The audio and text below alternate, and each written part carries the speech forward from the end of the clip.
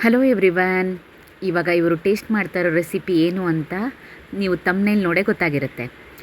ಆದರೆ ವಿಷಯ ಏನು ಅಂದರೆ ಇವತ್ತು ನಾನು ಅಡುಗೆ ಮಾಡ್ತಾ ಇಲ್ಲ, ನಮ್ಮ ಹಸ್ಬೆಂಡ್ ಅಡುಗೆ ಮಾಡ್ತಾ ಇದ್ದಾರೆ. ಬನ್ನಿ ಹೇಗೆ ಮಾಡ್ತಾರೆ ನೋಡ್ಕೊಂಬರೋಣ.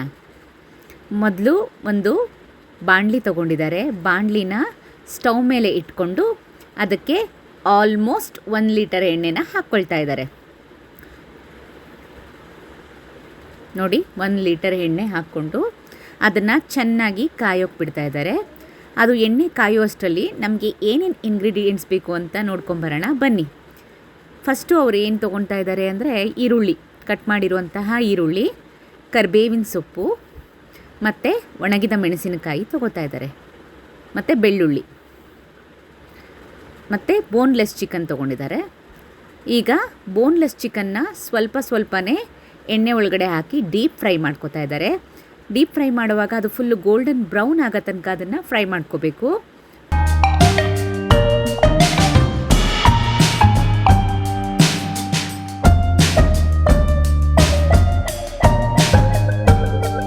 ನೋಡಿ, ಈಗ ಚೆನ್ನಾಗಿ ಆಲ್ಮೋಸ್ಟ್ ಗೋಲ್ಡನ್ ಬ್ರೌನ್ ಟರ್ನ್ ಆಗ್ತಾ ಇದೆ. ಈ ಥರ ಆದಾಗ ನೀವು ಅದನ್ನು ಒಂದು ಪ್ಲೇಟ್ಗೆ ತೆಗೆದಿಟ್ಕೊಳ್ಳಿ. ನಾವು ಇದನ್ನು 2 ಸೆಕ್ಷನ್ಸ್ ಆಗಿ ಮಾಡಿ 2 ಟೈಮ್ಸ್ನ ಅದನ್ನು ಫ್ರೈ ಮಾಡಿ ಇಟ್ಕೊಂಡಿದ್ದೀವಿ. ಈಗ ಅದೇ ಎಣ್ಣೆಗೆ ಕಟ್ ಮಾಡಿ ಇಟ್ಕೊಂಡಿರುವಂತಹ ಈರುಳ್ಳಿನೂ ಸಹ ಹಾಕ್ಕೊಂಡು ಡೀಪ್ ಫ್ರೈ ಮಾಡಿ ಗೋಲ್ಡನ್ ಬ್ರೌನ್ ಬರೋ ತನಕ ಅದನ್ನು ಚೆನ್ನಾಗಿ ಫ್ರೈ ಮಾಡಿಕೊಂಡು ಒಂದು ಪ್ಲೇಟ್ಗೆ ತೆಗೆದಿಟ್ಕೊಳ್ಳಿ.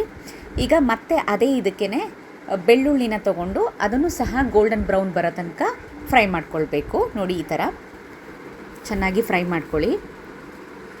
ಆಮೇಲೆ ನೆಕ್ಸ್ಟು ಒಣಗಿದ ಮೆಣಸಿನ್ಕಾಯಿನೂ ಸಹ ಡೀಪ್ ಫ್ರೈ ಮಾಡ್ಕೊಳ್ಬೇಕು. ಅದಾದಮೇಲೆ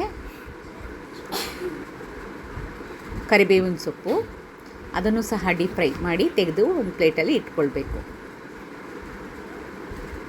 ಈಗ ಎಲ್ಲ ಡೀಪ್ ಫ್ರೈ ಮಾಡಿ ಇಟ್ಕೊಂಡ್ಮೇಲೆ ನೋಡಿ ಈ ಥರ ಕಾಣ್ತಾ ಇದೆ. ಈಗ ಇದನ್ನು ನಾವು ಒಂದು ಮಿಕ್ಸಿ ಜಾರ್ಗೆ ಟ್ರಾನ್ಸ್ಫರ್ ಮಾಡ್ಕೋಬೇಕು. ಫಸ್ಟು ಫ್ರೈ ಮಾಡ್ಕೊಂಡಿರೋ ಚಿಕನ್ನ ಮಿಕ್ಸಿ ಜಾರ್ಗೆ ಹಾಕ್ಕೊಂಡು ಅದನ್ನು ಗ್ರೈಂಡ್ ಮಾಡ್ಕೊಳ್ಬೇಕು.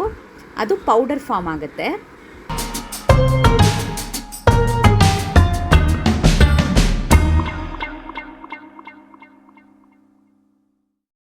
ನೋಡಿ, ಈ ರೀತಿ ಪೌಡರ್ ಆಗಿದೆ.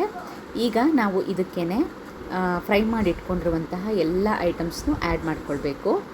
ಇದನ್ನು ಆ್ಯಡ್ ಮಾಡ್ಕೊಂಡಾದಮೇಲೆ ಇದಕ್ಕೆ ಸ್ವಲ್ಪ ರುಚಿಗೆ ತಕ್ಕಷ್ಟು ಉಪ್ಪನ್ನು ಆ್ಯಡ್ ಮಾಡ್ಕೋಬೇಕು.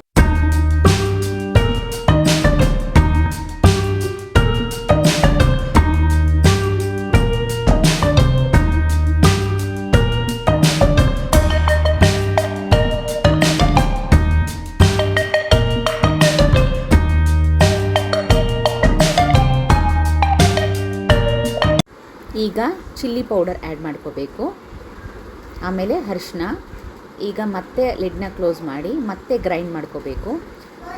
ಮಿಕ್ಸ್ ಮಾಡ್ಕೊಂಡು ಒಂದು ಸತಿ ಚೆನ್ನಾಗಿ ಗ್ರೈಂಡ್ ಮಾಡ್ಕೊಳ್ಳಿ. ಗ್ರೈಂಡ್ ಮಾಡ್ಕೊಂಡು ನೀವು ಈ ರೀತಿ ಪೌಡರ್ ಮಾಡಿಟ್ಕೊಂಡು ಚಿಕನ್ ಇಲ್ಲದೆ ಇರೋ ಟೈಮಲ್ಲಿ ನೀವು ಇದನ್ನು ಯೂಸ್ ಮಾಡ್ಕೊಳ್ಬೋದು. ಚಪಾತಿಗಾಗಿರ್ಬೋದು, ರೈಸ್ಗಾಗಿರ್ಬೋದು, ಯಾವುದ್ರ ಜೊತೆ ದೋಸೆಗಾಗಿರ್ಬೋದು ಕಾಂಬಿನೇಷನ್ ಮಾಡ್ಕೊಂಡು ತಿನ್ಬೋದು.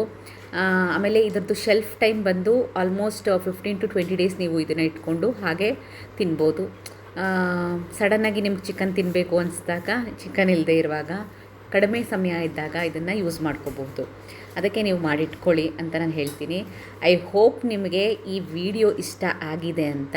ನಿಮಗೆ ಈ ವಿಡಿಯೋ ಇಷ್ಟ ಆಗಿದ್ದರೆ ದಯವಿಟ್ಟು ಲೈಕ್ ಮಾಡಿ, ಶೇರ್ ಮಾಡಿ ಮತ್ತು ನನ್ನ ಚಾನಲ್ನ ಸಬ್ಸ್ಕ್ರೈಬ್ ಮಾಡಿ. Thank you.